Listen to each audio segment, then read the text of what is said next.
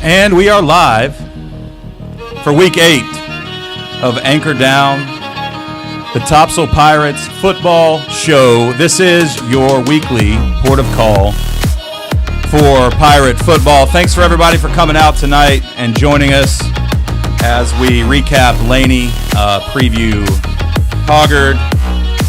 We've got some things to cover tonight. We've got some Player of the Week interviews. We've got senior outside linebacker number 45, Landon Lash, joining us here in just a little bit. We've got senior tight end number 80, Jackson Reeves, joining us as well. And then also junior cornerback number 12, Roman Long, joining us tonight as well. We're going to hear from them, ask them some questions. It's always fun to hear from the players. We're going to recap the Laney game from last Friday night, talk to Coach about the game a little bit, and then preview Hoggard. Before we get going here, we obviously want to thank our sponsor, our host here, Oval & Ale, for all they do. Jamie, you, your staff, your whole organization is top-notch, and we appreciate everything that you do for the football team and for the athletic department really in general. So thanks to Oval & Ale. Rich? Week 8. How you doing, buddy? I'm doing well. I am doing well. Hey, I do want to point out that it looks like we got another birthday. I think we had a birthday the other week as well, but it looks like we got a birthday out there. Where is the birthday boy or girl, and what is his or her name? Audrey? Audrey. Happy birthday, Audrey. Happy birthday, Audrey.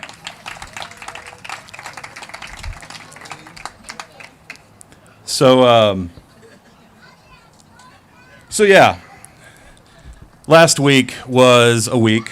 JV coming off of a loss, drops to 3-4 on the season at home, and then varsity coming off a loss to Laney away at Well. But I think there's some good things to talk about from this game. More improvement over the week, definitely more improvement. Rich, what did you see in the Laney game, and talk a little bit about that before we get the players up here. Yeah, so I think that the passing game kind of opened up a little bit more. I know we put up some passing yards the week prior. Really kind of used big number 80 a little bit more in this game. I know we'll talk to him in a little bit. But, I mean, overall, I think the team looked better. It seems like the team is coming along. Obviously, it's not at the point in the season where we had hoped that it would, but as we continue to see progress as the season goes, and obviously that bodes well for the future. But overall, I think the boys went out there and they fought hard, they played hard, they played physical, and not the outcome that we had hoped for. But overall, the team is improving as these weeks go on. Yeah, for sure. And I think wow, that got loud. I think the defense had a really good night, especially the first half. Well, really, I mean, really 3 quarters of solid team play. I mean, we were down, I think 13-9 late in the third quarter, right there in the game, and I mean, that's really a step in the right direction. I mean, given the way some of these other games have shaken out, but 3 solid quarters of good football, and now we just got to add that fourth quarter and finish it out, and it's coming. I feel it. Yeah, so, I mean, started the game, was it 13-0 at halftime, I think is what it was, and we were able to come out, kick the field goal.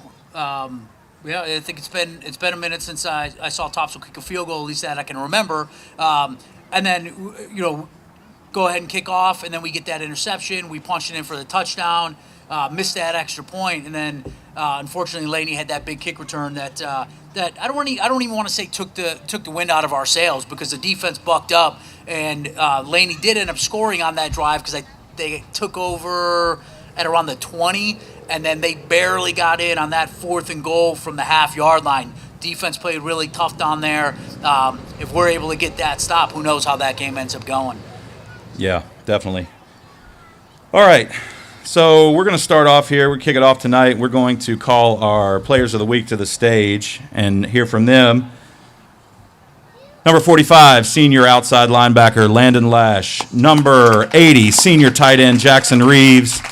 And number 12, junior cornerback, Roman Long.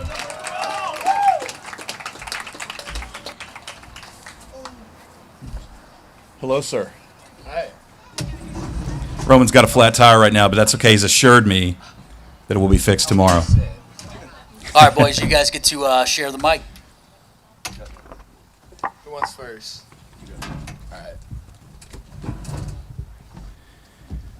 All right, guys. These first couple questions are going to be for everybody to weigh in on. But, for the two seniors here, 3 games remaining in your high school careers. Roman, 3 games on the season. You've got a whole senior season to play next year. But just talk to me for a minute about, what you've enjoyed going through this season, from a personal standpoint. Just, forget about the record, forget about the scoreboard for a minute, and let's just talk about what you are proud of individually and collectively this season. I think I'll speak for everyone here. We've definitely got a lot better throughout the season. If you compare us in our first game against Dixon, Croatan, our first couple weeks were really rough, but we've definitely got a lot better over the season. I think, at least from my perspective, that's what matters. At the end, I'm trying to be personally the best on the field. I'm trying to make myself applicable for college, and I feel like I've done a pretty good job at that. I got plenty road to go, but that's my end goal. Awesome.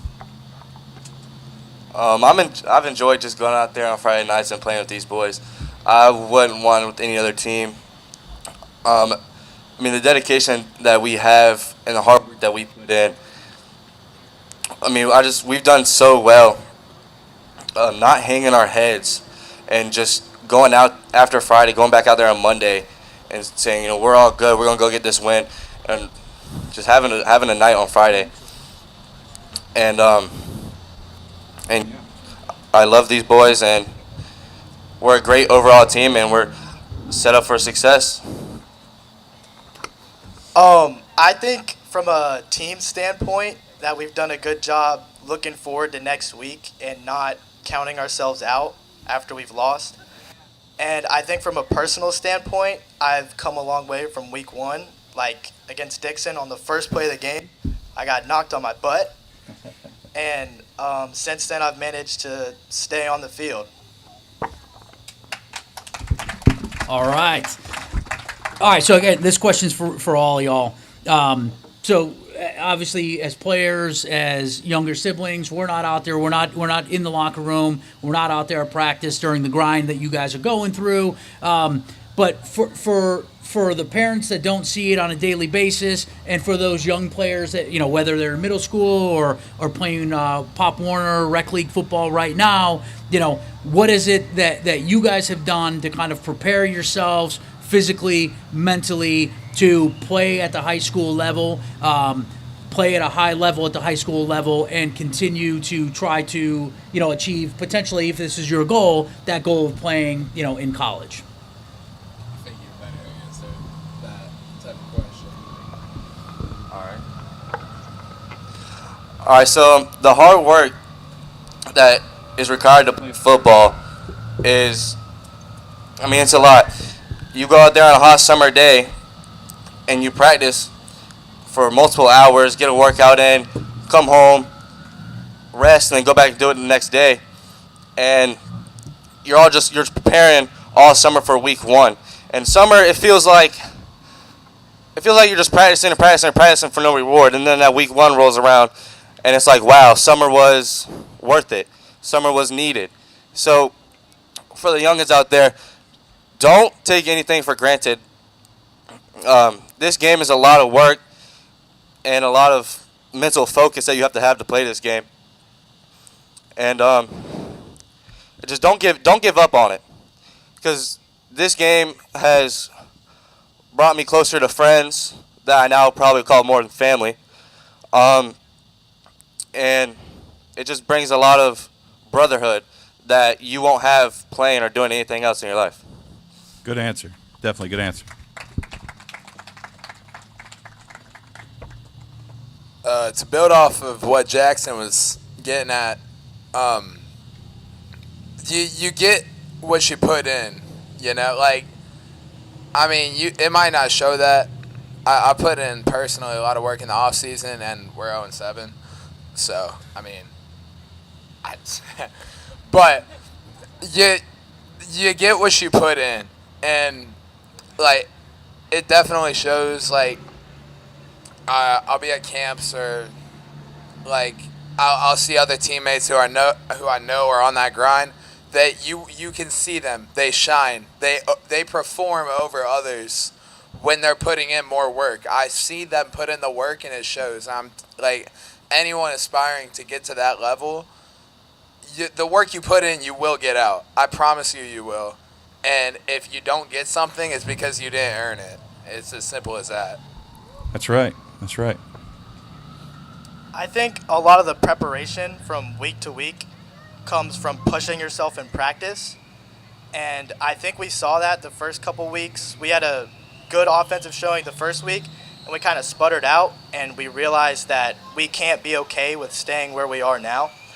And our scout team recognized that, and I feel like they've really been pushing the offense and the defense a lot harder over the last few weeks, and they've been much more passionate about what they're doing.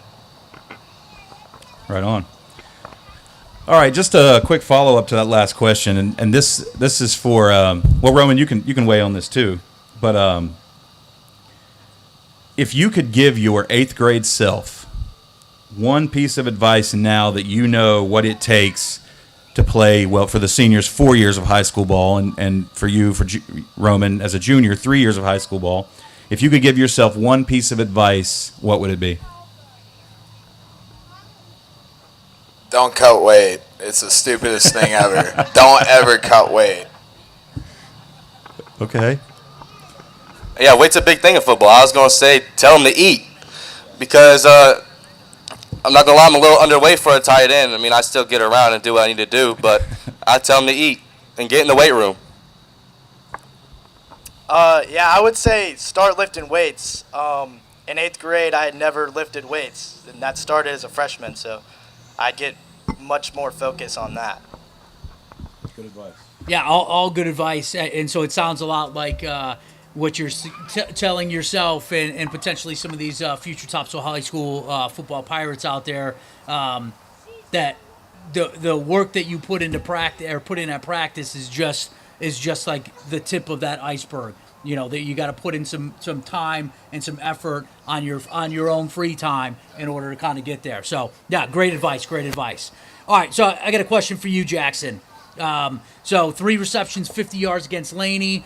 All 3 of those catches were kind of ridiculous, redonkulous, whatever it is that you want to say. We're going to play a clip here of, I think this was your first catch of the game, maybe it was your second, which is that tipped ball where you also kind of got tripped a little bit and caught this one falling backwards. You got that one to tee up, Matt? Yep.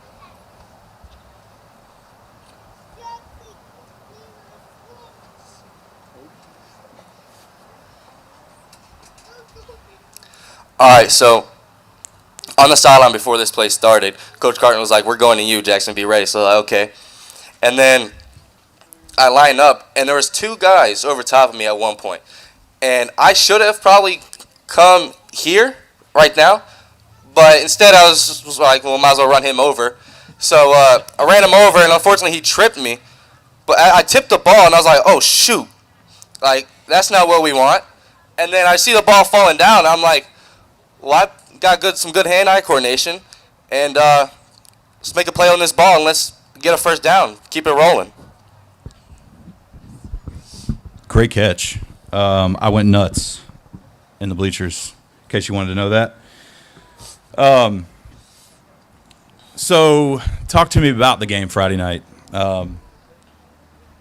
Offensively, I thought the second half, you guys came out for the second half, firing on all cylinders, and were able to get back within 4 points after being down 13-0 at half. So just talk to me about the game offensively. Yeah, so a lot of energy offensively. We know we have to stay on the field and get a big drive before our defense can rest and do what they need to do. And so we come out with that mindset to score. We need to go on the board. And we do a great job of coming out with energy, O-lineman blocking, receivers catching, everyone doing what they need to do to achieve that long drive and a touchdown. Awesome. All right, Jackson, if you remember, I do, well, week 1, we had you up here as a senior captain, and you mentioned in passing that you are always able to find a little bit extra against Hoggard. Well, Friday night, we've got Hoggard at home, and Hoggard happens to be unbeaten.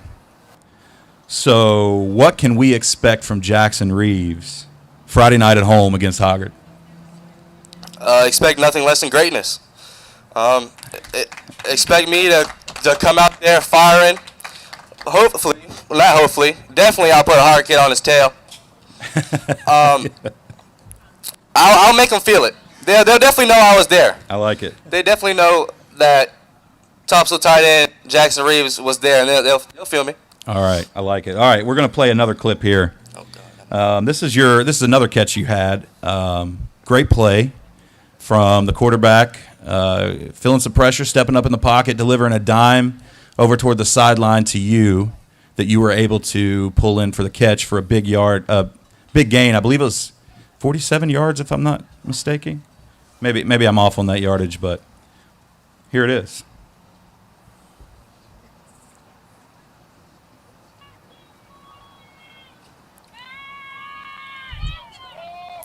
Okay, yeah. So coming out of halftime, well, we've been wanting to attack him all game long, and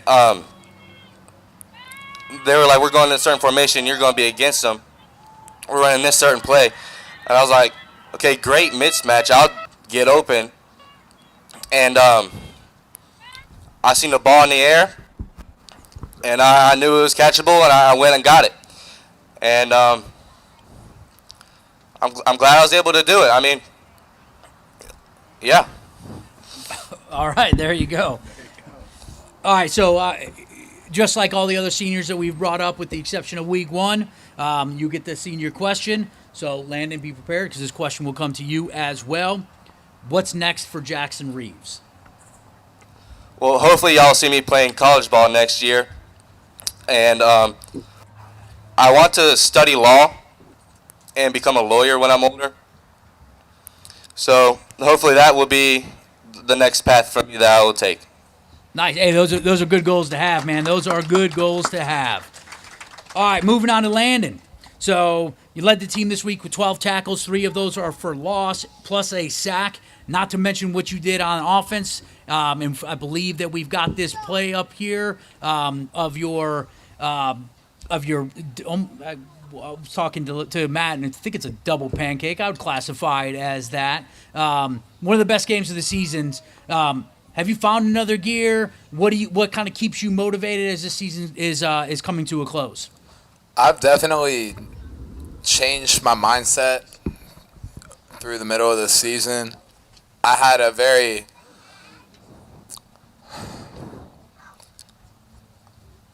mindset that kind of built upon what I already knew and was very top-down perspective looking in the season. But I feel like as we went on and like just how events unfolded, I started just taking everything as, okay, we're 0-0. Okay, we're 0-0. Last play didn't happen, this play. And I've taken that on so many different levels that's just become how I think about things, and I think it benefits me more. Yeah, nothing you can do about the past, right? All you can do is affect the outcome of what's ahead, right? So, good mindset. So we're going to play this clip right here. This is Landon's a linebacker, but he's been taking some reps at fullback on offense, and we've got a couple good fullbacks. We got Kyle Romanek and Landon here, who have both been workhorses on both sides of the ball. But I want you to watch this play. The score at this point is 20-9, and we got behind the chains a little bit. I think this was a 3rd and 12 here. And if you look at the top of the screen on the end of the line, to the right side of the quarterback is Landon lined up in the fullback position. Uh-oh. All right, we're back. So this is a handoff. This is a handoff to Matthew Hayes, who is standing to the left of the quarterback. And Landon's job is to lead block, create some room for Matthew to run. So check out this play. I was going nuts, to say the least.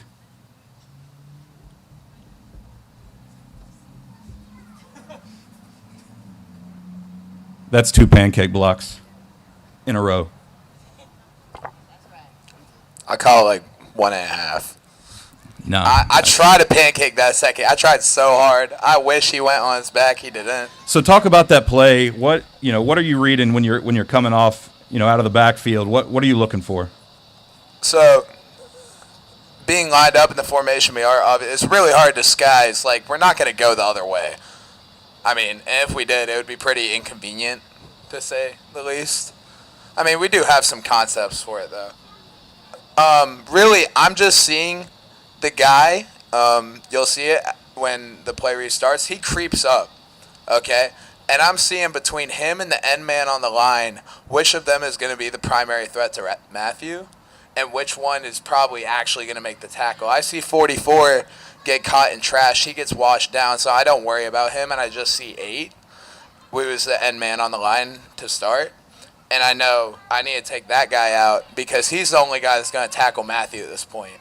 So I did that. 16 just kind of came in too. And, I mean, I didn't plan on taking him. I really just had my eyes on 8. But he came down, and I figured I might as well pick him up too. Great play. Definitely. Great play. So if you could circle one game on the schedule to get a win, I would have to assume that it would be Hoggard at home. Am I right? Yeah. Okay. So what is your mindset coming into Friday night? What do you tell your teammates? Because in all honesty, nobody has given you guys a chance. And, Hoggard is top of the conference. So what do you tell yourself? What do you tell your teammates to be ready to go out there and try to get this upset? We're 0-0. And imagine how good it would be if we beat Hoggard this year and we are 1-7 to a 7-1 team. That would be the funniest thing ever. That would be hilarious. Hilarious and amazing and awesome. Oh yeah. All right, so we're going to play one more clip for you here. This is a defensive play. And to orient everybody to the screen, Landon is at the bottom, just above the 0 on 40. Number 70 there, the left tackle for Laney, totally blows his assignment, and I think I've chalked it up to he was tired of hitting you. He's tired of getting hit by 45, so he doesn't even try to block you. And you read the play nice and made the tackle. So talk to us about this play.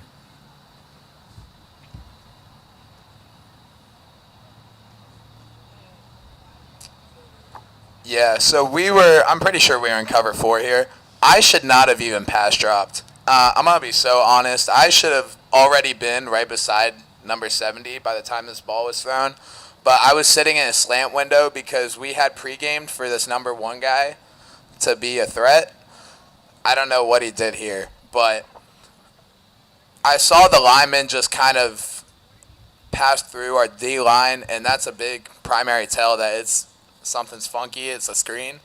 And so the second I see 70 and what was the guard, they get kind of relaxed. I'm like, okay, they're going to either toss it here or they're going to toss it at 1, which he's out of my vision, so he's my only assignment.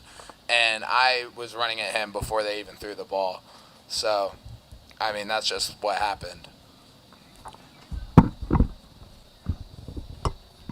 Yeah, it's a heck of a play. Again, one of your 3 tackles for loss in that game. So, all right, Landon, here's that big question, man. What's next for you after graduation?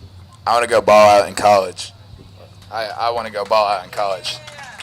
All right. Well, I don't think you could have said that any clearer. So, yeah, hope that we get to see you playing on Saturdays, man. Yeah.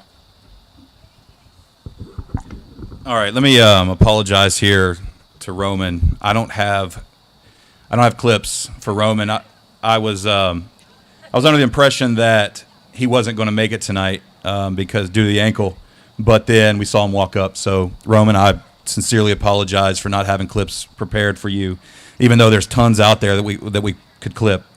But we do have some questions for you. So, a junior, first full year on varsity, and through 7 games played, Roman has managed from the cornerback position. Roman has managed 44 tackles.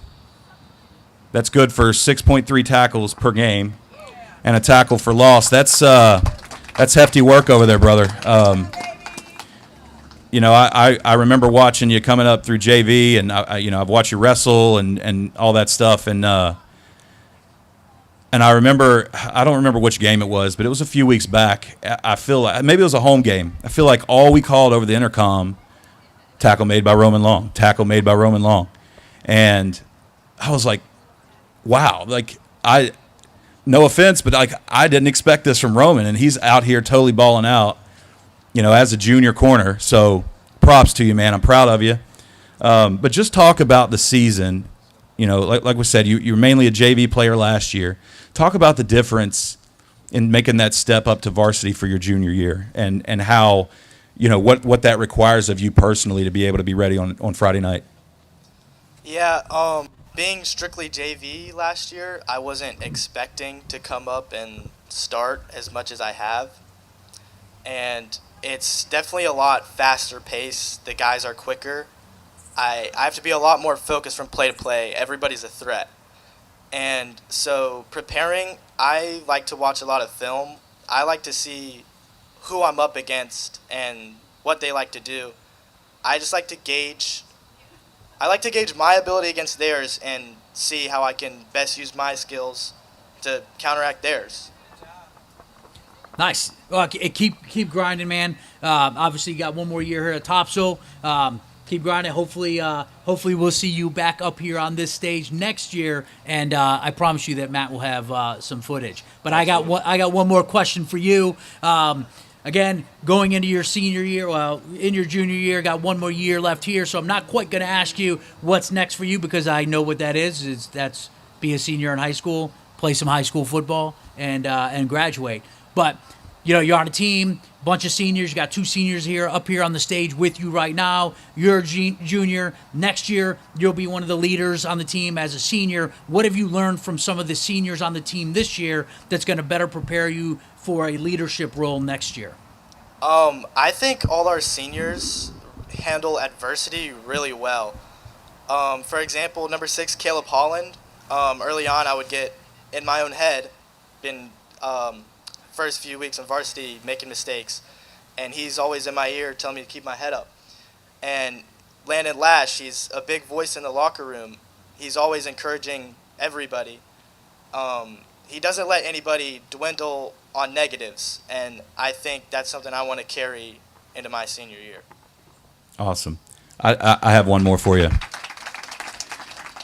So knowing now what it is like playing varsity week in, week out, what do you plan for yourself this off season? Once the season's over, what are your plans for yourself to prepare for your senior season?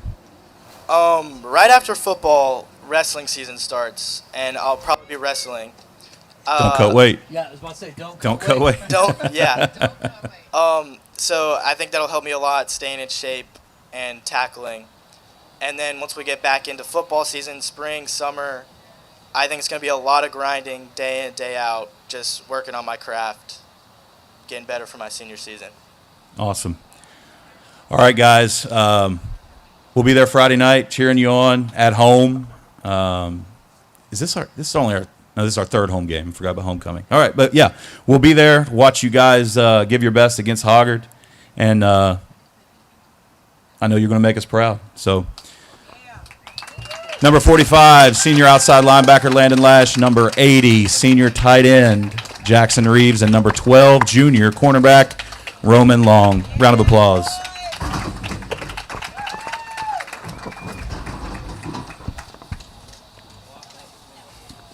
I think next time that we have a tight end the height of Mr. Reeves over here, we make him sit down, because I don't even know if you can see his head in the camera because of the little hangover. So we got him. All right, so moving on to our Laney recap, we're going to go ahead and bring Coach Schmidt to the stage.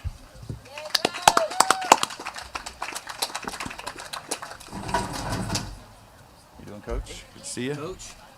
So, like we talked about, both teams fell to Laney this past week. But, like we talked about, again, varsity defense fought hard against Laney. Gave up an early touchdown in the first, but then held Laney to 2 field goals for the entirety of the second quarter.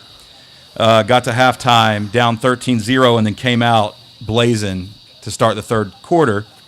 Offense got rolling, scored a field goal midway through the third, and then on the very next drive for Laney, Caleb Holland picked off a pass on the right side of the 50, and then the offense was able to add a touchdown, 25-yard pass from Vickers to JoJo to get within 4 points. And then unfortunately from there, Laney pulled away for the win.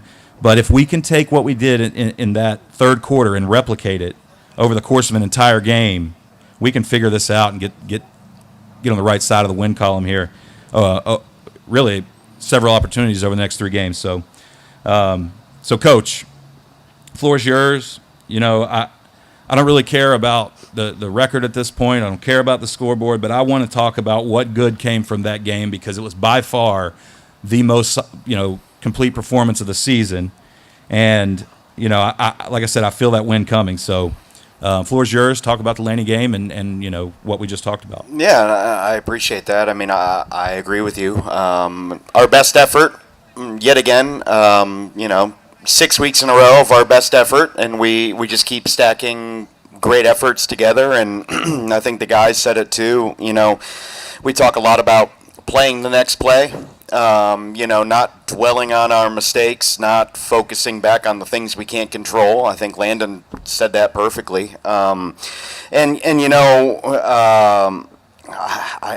been thinking a lot back at the Laney game, just about some of the decisions.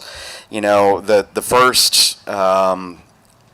first decision I had to make with Laney was when we were down 7-0, and they had a legal man downfield. It was either going to be 4th and 15, and it was going to be a 42-yard field goal try, or it was going to be, 4th and 10 for a 42-yard field goal try, or 3rd and 15. And I'm like, I don't want to give him another chance at 3rd down. I'm going to make this kid kick a 42-yard field goal, because I don't know if you noticed or not, but I've never seen a field that was in worse shape than our field has been in times, and that field was in rough shape. But that kid kicked the crap out of the ball, and it was a good kick. But then we go into the half, and I told the defense, I think the last time out that we took at the end of the first half, I said, defense, keep everything in front of you. Hold them to a field goal. We're getting the ball out of halftime. Keep them to a 2-touchdown lead. We're going to score on the first drive of the second half. I'm telling you, we're going to score. All you got to do, just keep them to a field goal. So we did, and it was a shorter field goal the second time. But, we went into halftime. We felt really, really good about our game plan going into the Laney week. I think Jackson mentioned it. We had some stuff we hadn't really got to in the first half. And so we decided to kind of take the shackles off at halftime. Really, I'm not a big guy for motivational speeches, because in my experience they don't work. I had a coach once who told me about, one day when he picked a chair up and threw it against the lockers, and they went out and won the game at halftime, right? Because his team wasn't playing well. Well, then the next time his team wasn't playing well at halftime, what do? Throw 2 chairs against the lockers? And then the next time, what do? Throw 3 chairs against the lockers, right? So I've always taken the opposite approach, like consistency, right? So at halftime, it is a very calm atmosphere, at least from the coach's standpoint. Like, we go in, I meet with the offensive staff. We talk about, okay, what's going well, what's not going well, what adjustments need to be made. I meet with the defensive staff, what's going well, what's not going well, what adjustments need to be made. I meet with Miss Kelly. We talk about any injuries or anybody that's banged up that we need to, kind of address. And then I go in and talk to the team, and usually it's very, very short. Hey, guys, keep your heads up. Thinking about this, thinking about this, thinking about this. Okay, offense over there, defense over there. If you're a guy that plays both, go to offense first or go to defense first, and then I get out, right? Let the coordinators do their jobs and let them work on it. And Coach Carton had the great idea at halftime last week. He said, hey, this is the time to come out in what we call our cheetah package, which is Jackson out wide on one side, Wade out wide on the other side, and JoJo and Demarion in the slots. And, Laney was giving us, they were rushing 5 guys in what we call bear defense. I know, Rich, don't get too excited. Yeah, I know. And so we're like, hey, we're going to get one-on-ones across the board. And we feel like Jackson and Demarion and JoJo, they can win some one-on-ones. And so all we need to do is hold up and pass pro. And we did. And we drove the ball down. And unfortunately, we got first and goal at the 5. We jumped off sides. But we got a field goal. And then Caleb came up with a huge interception, drove it down, that beautiful pass from Vickers to JoJo. 13-9 because we missed the extra point, right? And then in just a microcosm of what has been the up and down, the peaks and valleys of Topsail football in 2025, what happens on the kickoff? They take it back to the house, right? Like, I was like, I'm like, am I getting punked? Where are the cameras here? Like, where? I mean, is this like a TV show or something? Like, come on, it's 13-9. But luckily they blocked not 1, not 2, but 3 different guys in the back. And so our defense got out there and got a chance to hold them. So, but yeah, I mean, the kids played their butts off. I talked to them before the game, heading into the game, and I talked to the coaching staff. I don't know if you know this or not, but the movie, there's a scene in the movie Braveheart, right? I'm a big movie guy, right? There's a scene in the movie Braveheart. And when the British are charging the Mel Gibson and the Scottish guys, and he's saying, hold.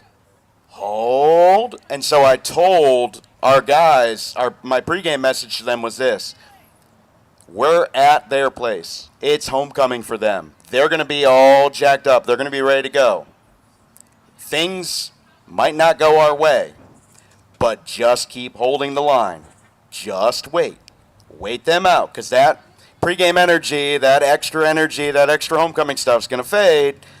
And again, like I've said before, like, how do we have to? We have to win games ugly. We have to keep games close. And by golly, we kept it close. I mean, that game was a lot closer than 27-9. I mean, we were in it until the last 5 minutes, it felt like. I mean, we were right there. All we needed was another turnover, and we were right in that game. So, really proud of the boys. Yeah, I agree with you, Coach. It was a great effort by the team. Grit, determination, holding the line, kept it close until the fourth quarter, and I think that's kind of some of the things that we've said a couple times throughout this season is drag them into the deep end, I think is what you said, and drown them. So the boys did the best they could this past week. But let's specifically talk about the 3 boys that we just had up here. Yeah. Why did you choose to bring those players up there as the players, or to give those players the Players of the Week nomination, and kind of talk to us about their progression throughout the season? Oh, absolutely. Well, I mean, the 2 seniors that we had, they were elected by their peers as members of my head coach's council from the beginning of the season, and it's pretty evident why. I mean, from the beginning when you guys talked to them on the first podcast, and then you could hear it tonight again. I mean, they're leaders, and the rest of the team looks to them. I mean, Jackson, has stepped up in such a big way. I remember last year. I remember 2 years ago. I think Matt, you made the comment the first time he was on, when it was like, on JV, it was like, just throw it up there, 80's down there somewhere, right? That's what it felt like when he was on JV. And then last year, we had Ryder Wilcox in that position, and he's starting, and Jackson's just pushing him, and then finally it's like, Ryder, just stop going to offense. Like, just let Jackson just have it. He's fine. He's got it. Like, no, just stop going over there. And I remember Ryder would look at me, and I'd be like, Ryder, no, stop going to offense. You're a defensive player now. Stay over here with me. No, stop going over there. And so, and he just continued that on, and he busted his behind all off season, and you can see the results of that.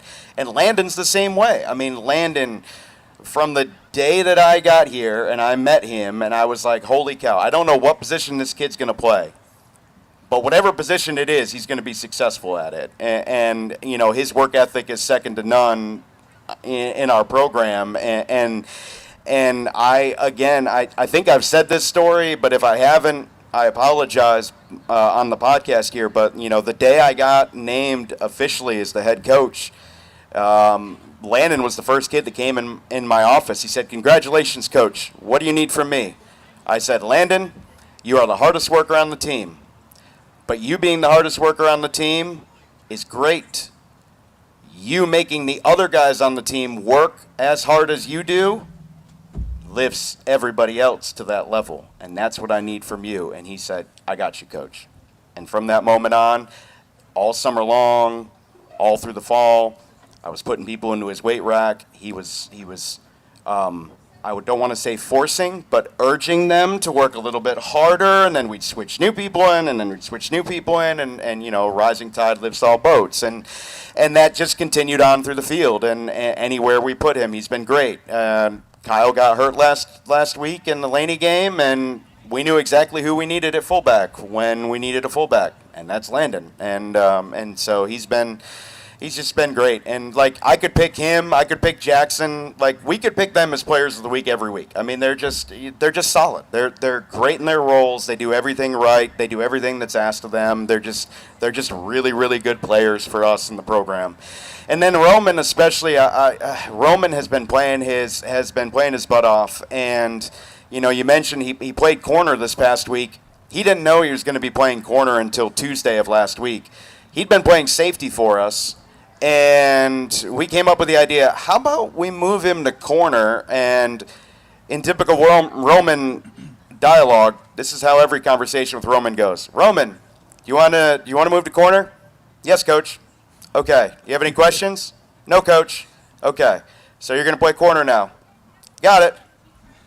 "Yes, sir." "Okay, Roman."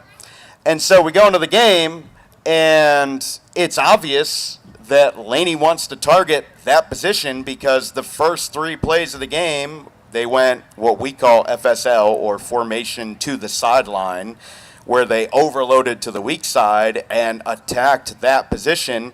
And Roman was like, "Yep, okay, no, you're not going to do that."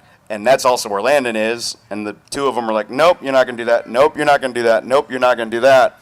And then a couple of times later in the game, they went single ISO with their best receiver, and they're like, "We're going to throw it deep on him." And both times Roman was like, "Yeah, no, that's not going to work. No, that's not going to work." And so, you know, as I said to the team, I was like, they targeted him all night long, and he refused to yield. And so because of that, like, I don't care what the stats say. Like, he was one of the reasons why we stayed in that game all night long. So, and he's been doing that all year. And again, you know, he said he didn't expect to play a lot. Well, you never know what you're going to get from year to year, right? And he just came in, and that's just his mentality. He just comes in, he works his butt off, and just, "Roman, you want to do this?" "Yes, sir." "Roman, you got any questions?" "No, sir." "Are you sure?" "No, sir. I'm good." And then, you know, he just goes and does it, so. Nice, yeah. Those boys played their behinds off, Coach, and I couldn't pick 3 better players to come up here this week. So typically this time is when we go into our no quarter plays. You've elected to kind of skip that this week because there is an important event happening next Wednesday, and a week from tonight, which is Surf City Middle School versus Topsail Middle School at Topsail High School. So talk to us about why this game is important to you, in supporting the boys, having your teams out there, or your team out there, showing support for those incoming Topsail Pirates. So I made the mistake of mentioning this at practice the other day, and then 5 minutes later I was able to resume practice because for 5 minutes it was, "Go Sharks, go Pirates." "What do you mean, go Pirates?" "No, go Sharks." "No, Surf City." "No, Topsail." And I'm like, whoa, all of you, be quiet. It's like 2 weeks from now. So, you know, this is something that I felt like, you know, I really wanted to do once I became the head coach.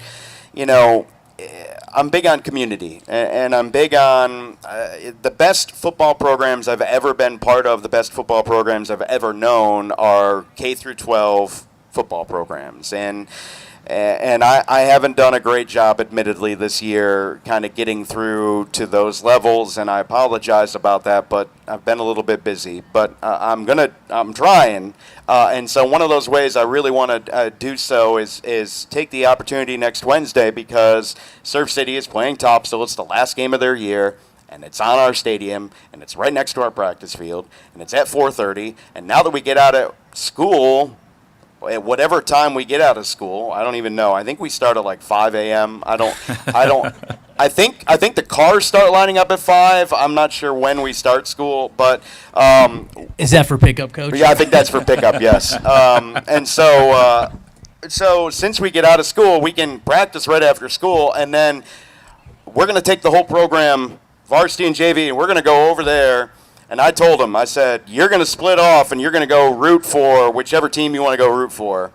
Yeah, see, there you go. Here we go. But then you got to remember, right at the end of the day, we're all Pirates, right? And all those boys are going to be Pirates. But I just really want to support them. And I had all these dreams of like going over to practices and going to their games, and like it just hasn't materialized yet. But you know, I knew that we could at least do that little part and little gesture and go over and support them next Wednesday. So I'm really looking forward to it.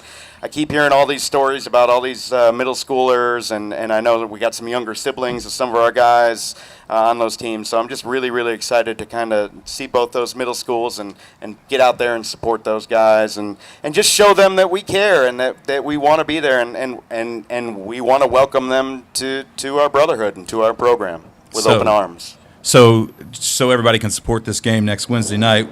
We're not going to be doing this show next Wednesday night. We're going to go over to watch Surf City and Topsail play some ball. So no show next week, but what we're going to do is the week after, which is our bye week, on a Wednesday night, we're going to talk about the Hoggard game, and we're going to do something a little special for our seniors who will be coming off of senior night at that point. So no show next Wednesday night, but 2 weeks will be a little senior special that we're going to plan to do. So. All right, Hoggard. Hoggard currently sits at 6-0 with wins over Richmond, Jack Britt, Clayton, Panther Creek, West Brunswick, and New Hanover. Hoggard really gets it done on offense however they want to so far this season. They're able to do it on the ground. They're able to do it through the air. They've scored over 34 points in every game this season except for one. Junior quarterback Matthew Boring currently leads. He's up there in the state, but 1,200 yards passing on the season, completing 78% of his passes. So it's going to be a tough one out there, but every now and then an 0-4 UCLA jumps up and knocks off number 2 preseason Penn State. I apologize for that. I'm so sorry for that, Lambert. Too soon. I did not write that. Too soon. Did not write that. I'm so sorry. I thought you were gonna. But well, at least you didn't go. Okay. That was didn't go with the Patriots beat the Bills. At least you didn't go with that one. Well, so yeah, I apologize for that. But that's the only comparison I could find. So what I mean by that is it can be done. We're home. We got our field, our crowd, our team. It can be done.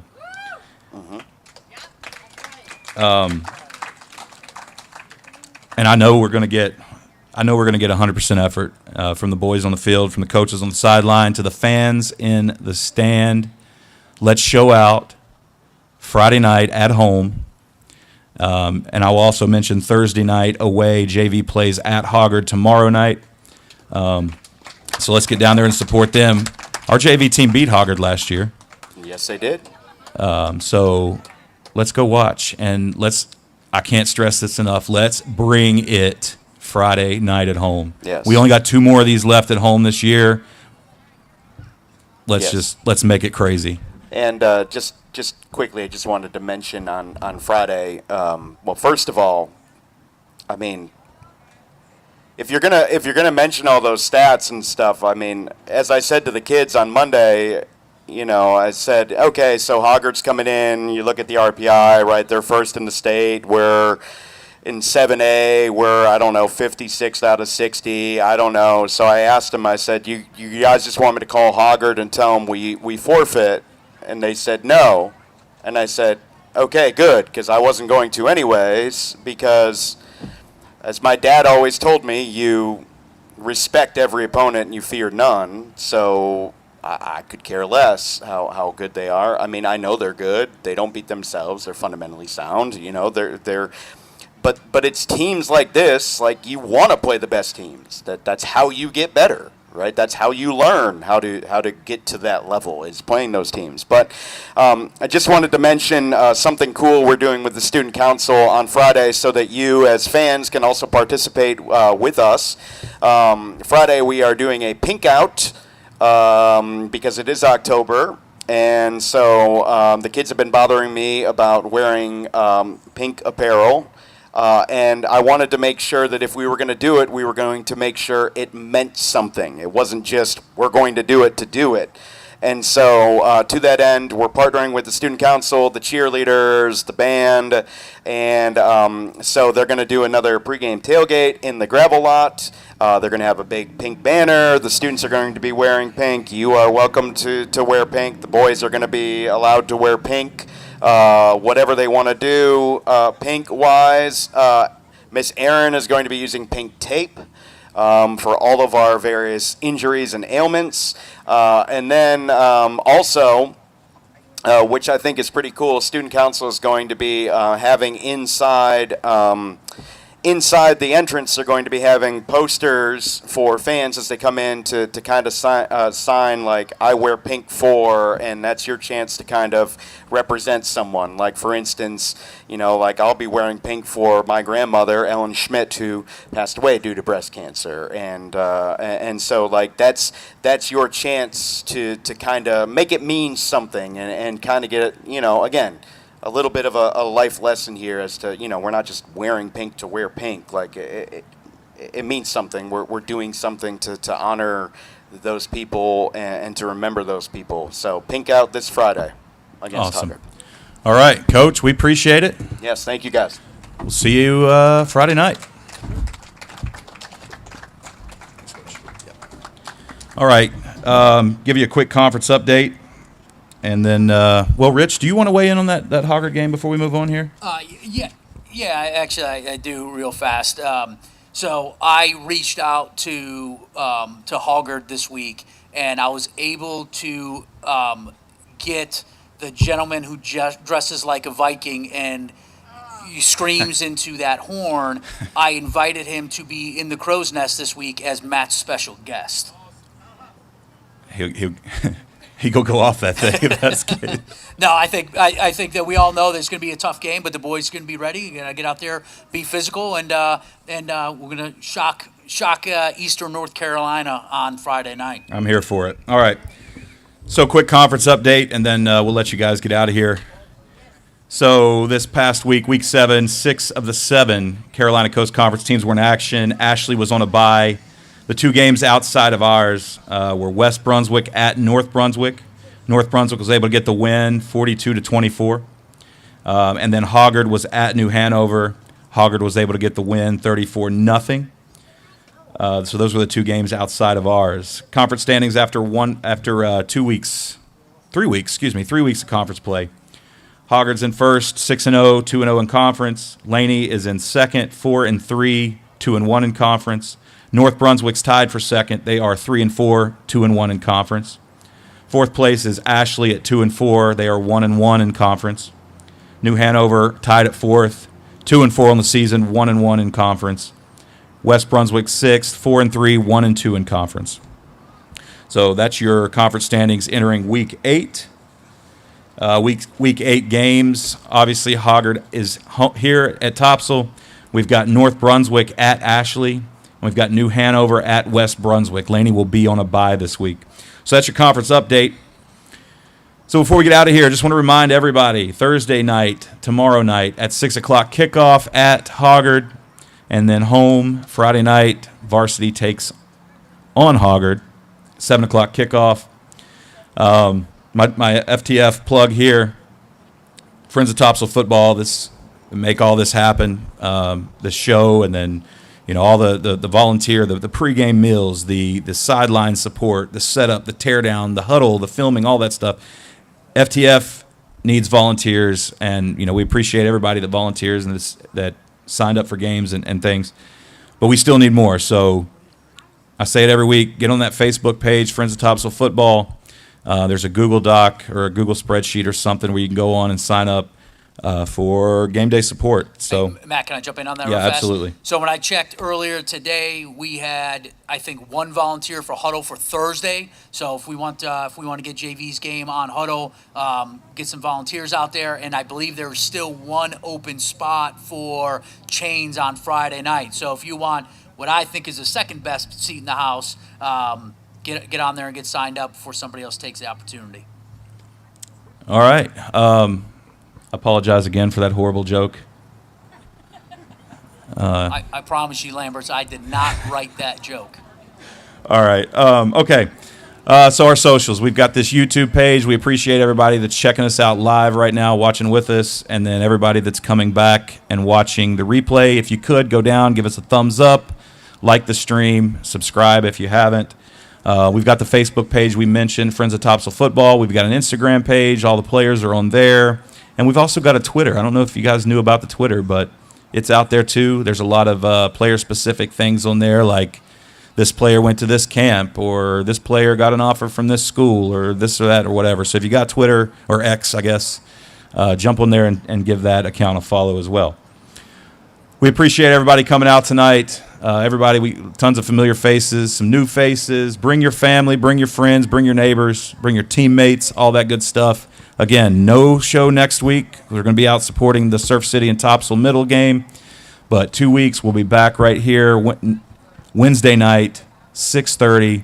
We're going to do something special for our seniors who are just coming off of senior night. So, thanks for listening. Thanks for watching. Rich, as always, we'll give you the final word, and we'll get out of here. All right, I appreciate it. So just because there's no show next Wednesday night does not mean that you do not have an appointed place of duty, and that appointed place of duty will be Topsail High School to cheer on our future Pirates. Again, thanks to Ovo and Ale. I don't see Jamie out here anymore, but if you're out there, Jamie, thank you again to you and your staff, and volunteer, and go Pirates. Go Pirates.